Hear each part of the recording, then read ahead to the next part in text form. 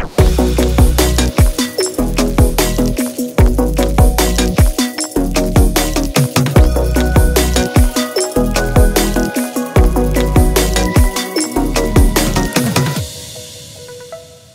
everyone, and welcome to the next panel of the International Music Forum Selector Pro 2022, brought to you by British Council Ukraine and Music Expert Ukraine, with the aim to strengthen connections between the music sectors from the United Kingdom, Ukraine, South Caucasus, Western Balkans, and Central Asia, to create educational opportunities for artists, managers, as well as music event organizers. Also, we support growth of new talents and promote effective business processes in the music industry. In order to start, I'd like to remind you of a small important detail. There are 2 trillion galaxies in the universe, and even more stars. And as far as we know, none of them have life. So, except Earth, obviously. We might be wrong, but that's okay. But so far, we don't know anything about that. So if we are part of this magical experiment with life, why not to preserve it? Because that is why we are going to talk about this question today, whether music industry is doing enough for ecological sustainability along with the whole world, and why we really have to bother. My name is Alona Dmukhovska from Music Expert Ukraine, and I will be your guide for today's session. Along with me, I have 3 great experts and artists who will answer my provocative questions and will share their experience on the chosen topic. And I'd like to start with the introduction round and to ask our guests to introduce themselves. So basically, what do you do and why have you chosen to speak about this topic? And I'd like to start with Feimatta Conteh from the UK, because I'm extremely happy to see her again as a part of our this year Selector program as well. So Feimatta, please go ahead. Hello Alona, and thank you so much for inviting me along to the panel today. I'm really excited to meet my fellow panellists and have a really exciting and positive discussion. My name's Feimatta Conteh. I'm the Environmental Sustainability Manager at the Manchester International Festival, and that's a role that I've been in since October 2020, and it's the first full-time sustainability role within the organisation.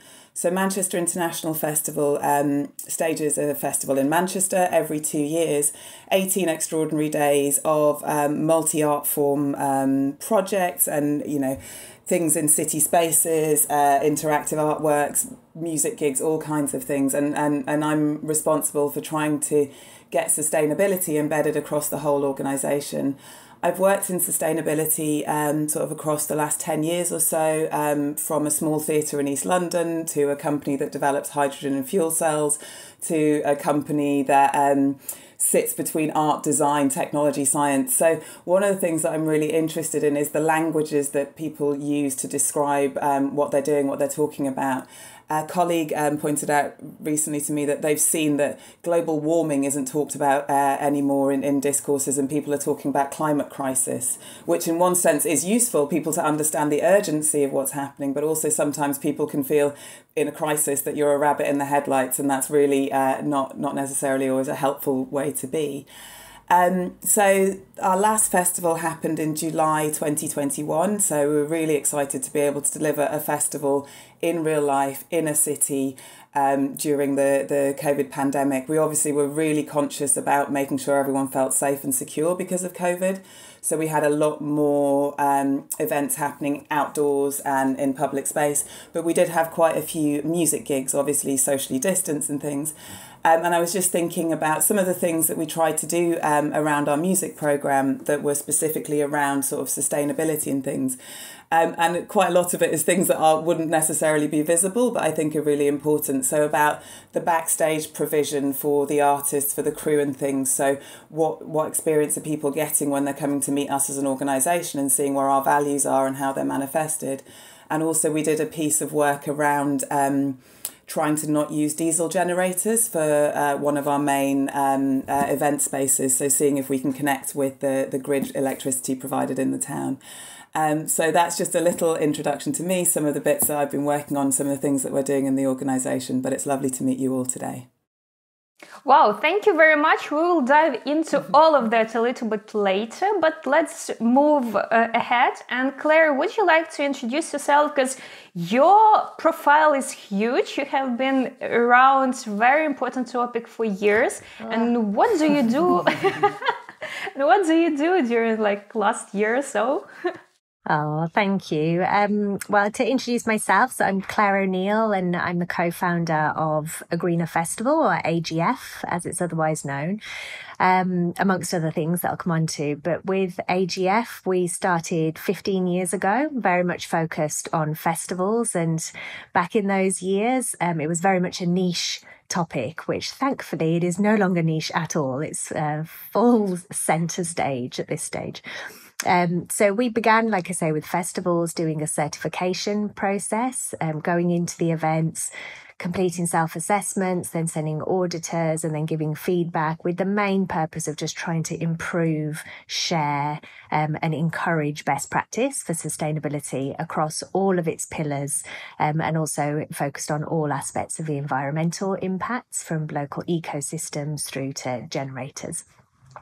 In 2015, we started a training program that's delivered internationally, and the events that we work with are international as well. So we've got networks of Greener Festival assessors located in many different countries. It's not ideal if we have to fly to do all of the assessments to see how green people are. So we've got that international network. And then we also, in more recent years, have started to work more with touring productions, artists, arenas, venues. We also work with sports events. At the moment, I'm also the sustainability director for the Queen's Platinum Jubilee pageant, which is quite a task, along with our team. And we're also working on a number of different projects within the industry to really implement green riders, to set targets for the industry as a whole, to try and work together with different stakeholders, agents, etc., to bring together, I suppose, to galvanise all of this momentum and action.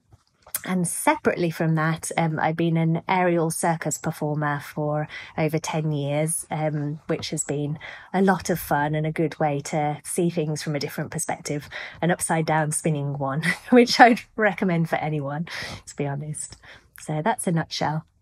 Oh, you did ask, sorry, the last 2 years. And funnily enough, even though I thought I'd spread myself really broadly. So no matter what happened, I'd got the circus, I'd got creative production, I'd got sustainability, operations.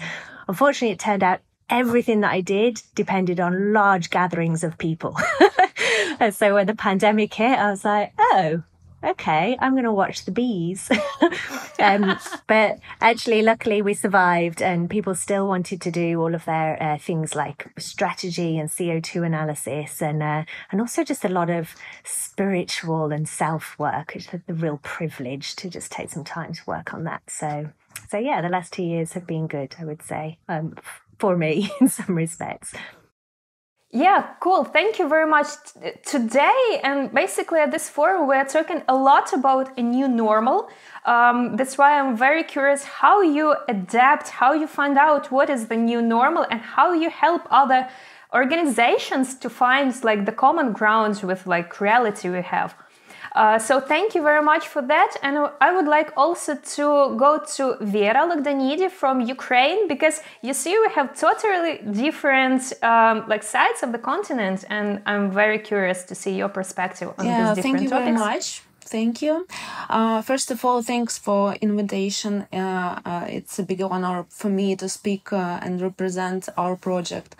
And for me, it's also important to listen to and to learn something from our colleagues, because in Ukraine, situation is quite different. I would say uncomparable to European countries. I mean, in terms of waste, recycling, and etc. And I'm representing the Rhythm Bureau. We have Natura festival, and I think we are not like eco festival. We are just a regular festival, and we started. Maybe we are the first festival in Ukraine who speak about waste disposal, and it's really important topic, and I think it can be important to share my experience with you, and I'm happy to share something, and it's interesting to listen to others as well. Mm-hmm. Thank you very much, Vera. And basically, I promised you some provocation. It's not even the provocation, it's just the question which the whole DIY music sector has. Because we, meaning music sector, have a much lower impact on the environment in general compared to transport, production, and other industries. So basically, is it our fault that the world is getting worse? And especially now, when a small and middle-sized businesses, they suffer from pandemic the most, is it a proper time to start implementing some novelties, start rebuilding something? And let's be fair, I totally agree with Vera that in our part of the world, so we are like part of Europe, some of the countries and audience is from Asia, it's not number one priority on our list. Now we have to survive at least somehow. Why do you think, and whether you think this is the proper time to start some changes, like global changes in the organization? Feimatta, I would like to start with you because Manchester International Festival, you are huge, but you are a new organization and a new event. What are your thoughts behind that when you are starting and preparing for events and planning? So actually, Alona, the Manchester International Festival started in 2007, and it's been going every 2 years since then. What's new for us and is coming along is we're about to move into a new venue, sort of in the next year or so, a new building called the Factory, which is coming up in Manchester, and I joined the organisation in October 2020, so I joined in the middle of sort of turbulent times and things that are shaping up. And speaking personally, I now refer to the before times, to when we used to do things the way we used to do things, and now we're in this space where I feel like we're building the new times.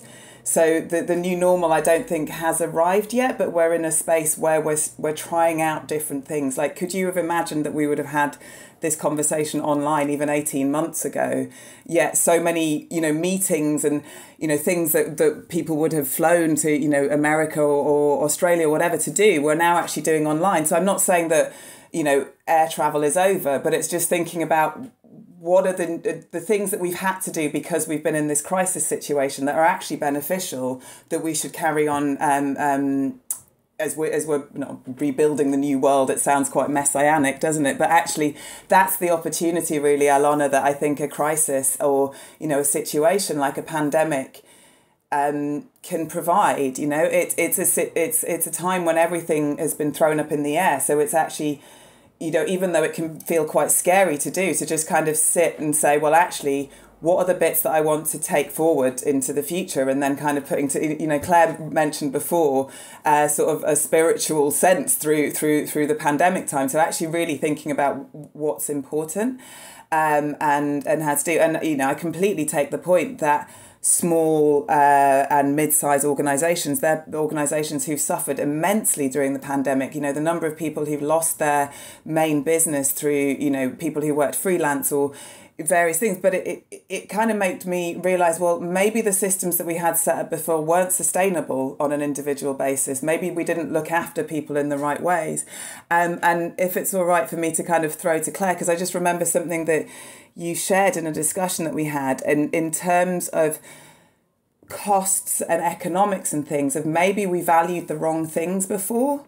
And, if we were always you know, doing things at the last minute, spending lots of money on equipment and logistics and moving things around, are there different ways we can be achieving the same things in terms of bringing exciting experiences to audiences and sharing in that amazing feeling that we all have when we're in a space? But are there different ways that we can be doing things that aren't built on the same models that we had before, which burnt people out, which, you know, ordered things at the last minute and then didn't have a use for them afterwards? Is this the moment where we actually go, we're going to do things differently? So yes, that's hopefully made a bit of sense. Yeah. And Thank you very much. Claire, would you like to dive deeper into talks which you have with the, like, let's say, smaller events? What are their feelings and what are their targets at the moment, and how you're helping them to find this like common ground now? Absolutely. I mean, there's so many different situations that people are in, I suppose, because, like I said before, we work on lots of different countries. And so different countries, also different types of events have got different issues. But before I kind of go into the nitty gritty of that, to take it up a level as well about the kind of more why are we doing it? As we discussed, I mean, why would you rebuild something that was broken?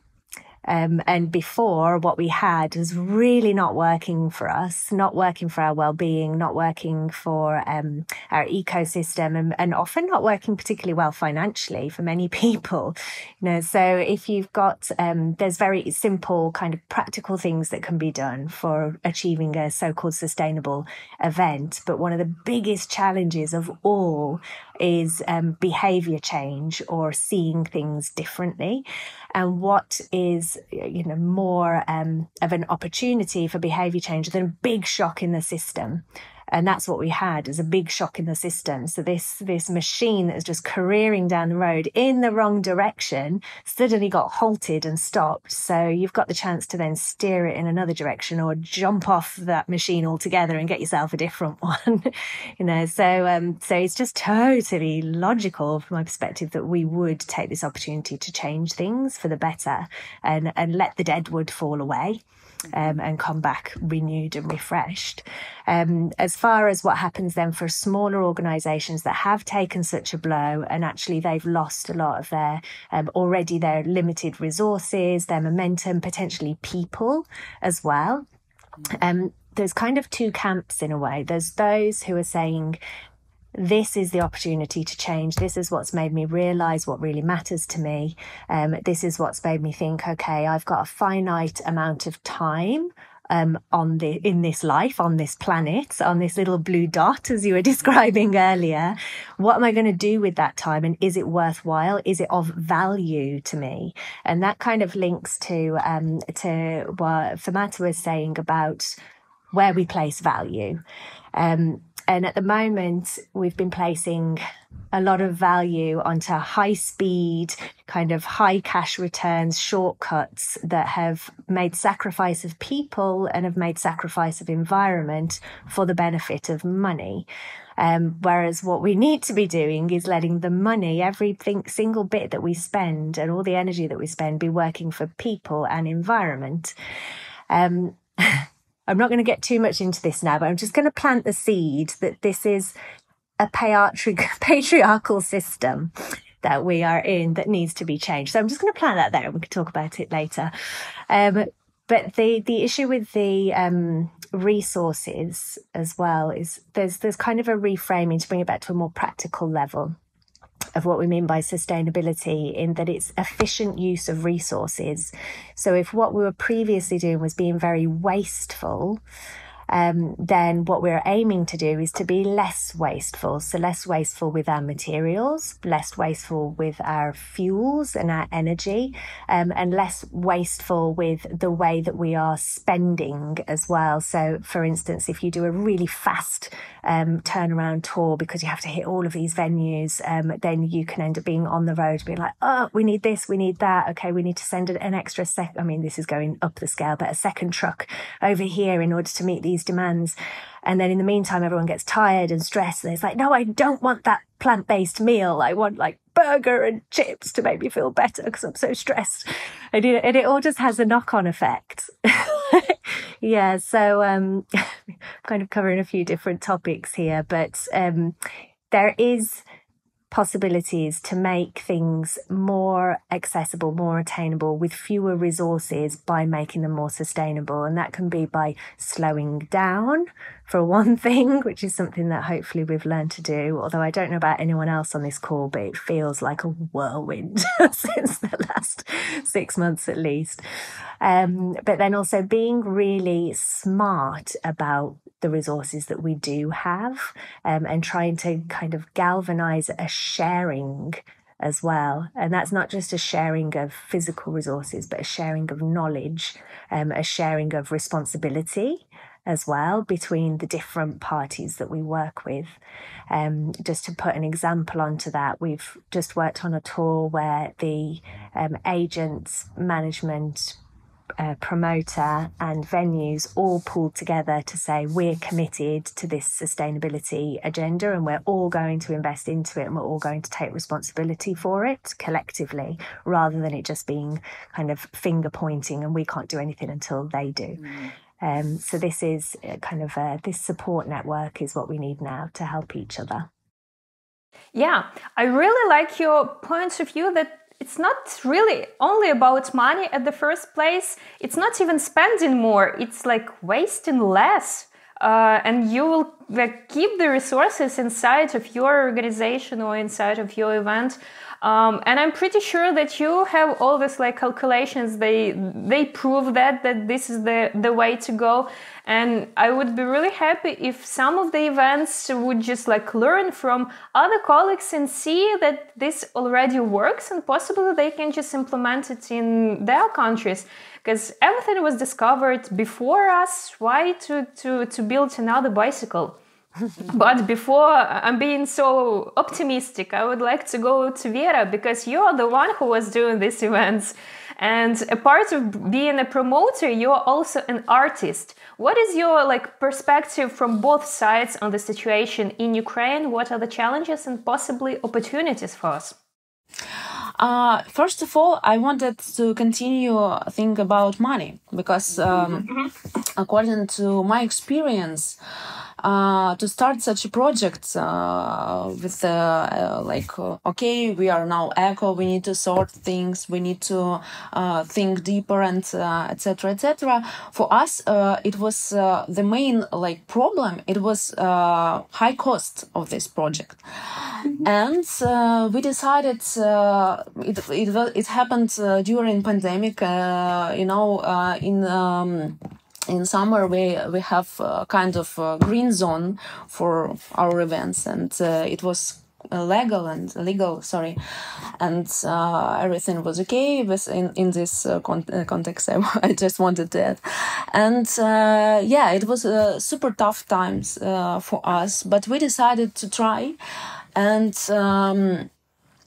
for us, solution was not to do it in a hidden I don't know how to say, in hidden way. We decided to share information with our audience, what's going on with our waste, and how it's how we work with them. Because in Ukraine, it's a kind of catastrophical situation, as I told earlier. According to official data, Ukraine produces around 45 million cubic meters of waste annually. And it is buried on southern dumps and landfills. So it's a super huge problem. And we decided to share this information with our audience. We decided to add additional tickets. and it was not. It's not like necessary to buy this ticket, but we shared information. We shared how it's important for us to change something, and how it causes our life, our health, our environment, and we tried to explain it. And I see really great results, to be honest, because around 800. Even around 900 people bought this have bought this additional ticket. It's not necessary, but they just wanted to share, and it was on top to their ticket. And during our festival, we tried to share information as much as we can. So we invited Eco Helper team because they are into this topic really deep, and they can they could help us to do such a project.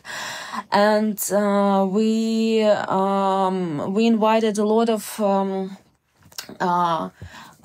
helpers who try to share information, how to sort waste, why you should put this into this bin, why you should put this into this bin.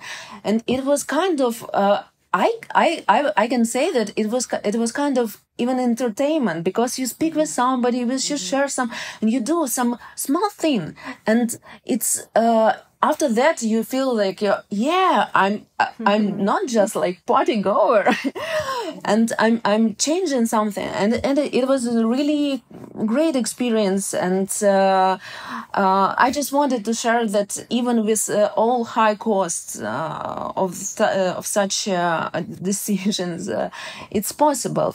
And you should just share information. That's all, and speak with people. Will you do this event once more, or it was a pilot project and you're over? No. We just, we started 3 years ago, but it was in hidden format. And after that, last year, we decided to do it in a different form, and to communicate with people, to share information, we decided that it's important to show everything about it, and that's why we gain a lot of support, and a lot of money actually for this project. And next Natura festival will be more greener. I'm pretty sure. Mm-hmm.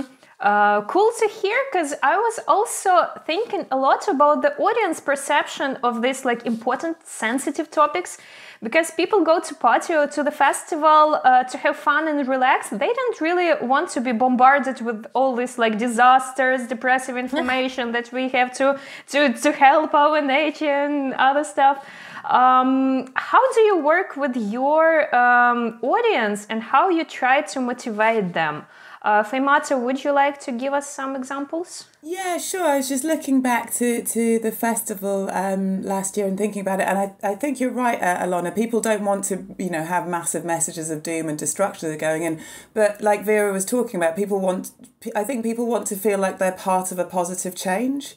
So if you give people a way to be part of a positive change, it can kind of encouraging them to maybe look at other aspects of their life. So one of the things that we did in the festival last year is we made sure that we mapped where the cycle parking was near all of the venues that the festivals were happening in, so that people, if they wanted to cycle into the city, knew where they could park their bike so it could be safe. And we had some really nice feedback from people saying, okay, that was, really encouraged me to actually cycle. So a little bit of information sharing there. Like you said, Vera, it's about being honest about what you're doing and the ways that you're going about it. And with the Manchester International Festival, we have a large team of volunteers who attend the events and talk to our audiences and come from our audiences and things, and so I did briefing sessions with volunteers, telling them about what we're doing as an organisation to be more sustainable, and encouraging them to talk to our audiences about that, and just have those conversations with people. I think was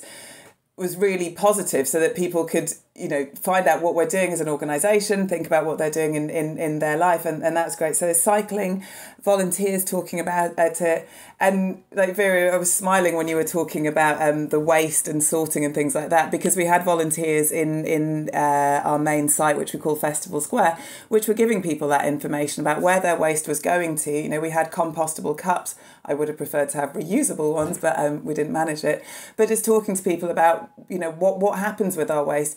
And what I've found, I don't know if it's the same in Ukraine or in different countries, Claire, is that a lot of people are generally aware about environmental topics and are pleased to hear that organisations are doing something about it and want to support it. So I don't think music organisations or artists and things need to be shy about talking about environmental stuff. And for me, I think it's more about focusing on the solutions that are out there that are being used in there, rather than just getting caught in a kind of crisis. Oh my God, everything is so terrible, I can't do anything. It's like, yes, we can. And here's things that people are doing, and sharing that information, I think, is really important.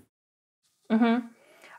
Thank you. And Claire, I wanted to ask you about the Greenie Festival Awards, because you have this official award. So is it more about best cases or more about attention to this topic which you are trying to attract?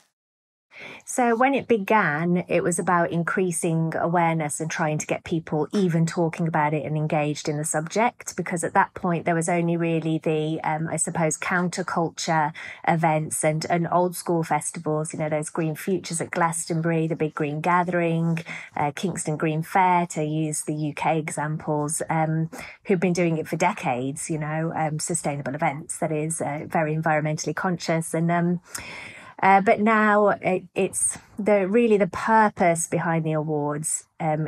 Awards is almost a misleading name, because it's a very detailed self-assessment process, then with the auditors or assessors coming in, and then feedback, evidence afterwards, and then a report. But really what's in it is it forces the organisation, everybody in the organisation, to connect and talk about the topics that are within the assessment. So whether that's related to community or environment. So it starts those conversations and pulls it all in together.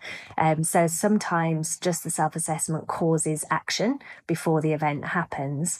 Then by bringing together all of those different groups, again, it could be different contractors and suppliers, with the artists liaison, with the organisers, with the assessors, and then more ideas come up from on site. And then after the event, you get a whole picture, but you also have a picture from all these other events around the world. And so you get this view of, okay, well, what was the best practice? What worked really well? What were the overarching problems? What are the opportunities? What can we learn from each other? And so every year it's about amassing that kind of knowledge and action, and then improving every year. So it gets harder every year, because we're always like, this is the new bar, constantly rising. I just wanted to say on audiences as well that it was really good. Nobody actually said education there. And I think that's really important, because it was all about providing information and inspiration. And something that's really struck me recently is, especially because we've not been able to come together, is that many events or are kind of artistic gatherings, I suppose. It's like those people coming together in celebration, is when your mind, your body, everything is open. And that's when, for especially young people to come together and meet and have new ideas and actually vision what the future's going to be and be inspired. This is almost like our biggest responsibility, is to provide those environments and then give kind of gentle guidance in a way as to, well, these are opportunities that would actually be much better for us as a society potentially, and then let that evolve naturally with new ideas and with communities basically that are brought together around art and gatherings.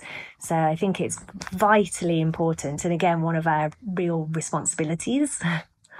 Yeah, Feimatta, if it's all right, Alona, just wanted to pick up what Claire said. And the first provocational question that you had, Alona, was about like the scale of, environmental impact of the music industry compared to, I think you said, transportation and production. And it's like, in terms of our actual impact, it is very small. But in terms of our influential impact, it's huge, and that's why it's important, I think, for the music industry, for festivals, events, performance, for culture generally, to engage with these things, because the potential to influence and imagine new futures is there. That's our gift. Mm-hmm. Yeah, Vera. Yeah, I just wanted to add that recently I found a really interesting article on DJ Mag magazine. So it's called like that. Touring DJ's impact on climate explored a new report. And the average touring DJ emits 35 tons of CO2 per year. So for me, it was the first time when we speak about ecology in such things, in such a prospect, I mean, like touring DJs, their flights. And after that, it was interesting to discuss in our kind of in our community such a thing like green rider. It's also important thing, and I mean, our industry, it's industry already, and of course we should provide some information. We should discuss, and we should try to do as much as we can. But it will be really good for our environment. Yeah. Mm-hmm. So, for example, for example, me as an artist, I can use Green Rider. As a promoter, I can do some projects. It's so many ways to help slow this problem. Yeah, talking about the artist perspective and the opportunity to reach masses. I believe this is like a current topic already for big names, like Massive Attack have been doing that for years already. Coldplay has this not really carbon neutral tour, but they're getting there. Billie Eilish, 1975, even U2 has this like department of sustainability. So basically the top artists and like middle level artists, like Vera says, they are already in this sphere. But they're like pretty huge and pretty rich, they can afford it. But do you see other perspective why they're doing that? Do you believe it might help younger artists also to move forward with them, their planning and their like way of doing stuff? I believe, Claire, you might have like the biggest perspective on this, like big names and their motivation. It really made me laugh, actually, just thinking about their motivation, specifically Coldplay in the second interview, where Chris said, oh, well, I just kind of said that because I thought it'd sound cool. And I was thinking, oh, bless him. Like, because when you're such a profile, you could say one little thing and look at the flurry of activity that happened all around him. Sorry, you just reminded me of that. So I think the motivations, I mean, everyone has their own personal motivations. As far as those bands, I can't speak for them, but I think that there's a moving tide that everyone feels that something needs to be done. You know, there's nothing like a deadline to get things done, and the deadline for solving the climate crisis is getting close. So there's that. Also, obviously, there's the waves of public opinion, and to be able to have the influence and a solid, strong voice to speak out and to use that platform about sustainability, whatever it is that you care about, then you need to also have kind of got your own house in order to a degree. And that's the industry's responsibility in many ways behind the artists. The major artists can have a great influence because, like I've always said this when people ask me about Glastonbury, for instance, that we assess compared to smaller events. If a large unit, shall we say, makes a policy or makes a change, that can affect a whole supply chain because it creates a market.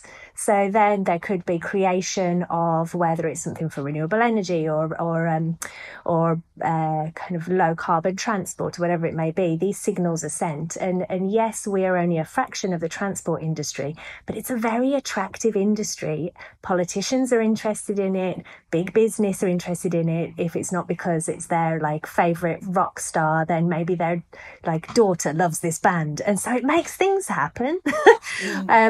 But then equally on the other side of it, the big artists, that's almost the aspirational for the new artists. And so we've talked about this a lot in the electronic music industry with the DJs, for instance, and is the objective this kind of jet star lifestyle with just endless consumption, you know, and also are we encouraging an artist's success trajectory to be the same trajectory of emissions? So the more successful that you become, we're just turning your success into carbon emissions, which is what's happening at the moment. And so the question is, how can you reverse that? So actually, as you become more successful as an artist, what's happening is you're increasing regeneration and life rather than increasing emissions. And so aspirationally, I think for younger artists coming through, it really helps in that respect. And as far as how you make that switch, one thing that we're trying at the moment is to look at all budgets and go, okay, how much of this budget is being spent on fossil fuels and how much of it is being spent on creativity or people? And so if you've made a design, let's say, that involves a lot of transport or a lot of materials, could you take some of that budget that it's going to cost you and put it instead into more time and design, which would be people and creativity, and then save the money later on the fossil fuels, for example? Or if you're touring as an artist, if you took time and went slower, let's say you're doing a world tour, how about if you connected with the indigenous communities in many of the places that you went, found out what they value and think is important and need, because they're the ones who are really the custodians of much of the land that we have and the natural cycles that we need to protect. So could you then be galvanizing and supporting really important topics like that through the success and profile you have as an artist? So, well, if I was Coldplay, that's what I'd do. And I think they're on a really good trajectory. So, yeah. What I really liked is that you highlighted that like this like big artists, they really create a new question, which we as younger artists or other representatives of the industry, we have to answer that question every time. Am I going to engage with this topic or not? And it's becoming harder and harder to say no. That's why I believe and I hope that in a few years it's going to be a totally other paradigm, that it's going to be like totally normal and accepted and a must to have this, like, let's say, policy of green touring, green riders and other stuff. And also, just to wrap up a little bit like differently about the power of art, because when I was like preparing for the session, I thought that possibly only the storytelling and the artist's power and this leadership can help us like to change the perception, because like scientists have been screaming with those horrible numbers at us for years already, but it's like boring, it's too complicated, people just accept it like a white noise. But when a favorite artist starts speaking about such things, that can make a bigger change, really.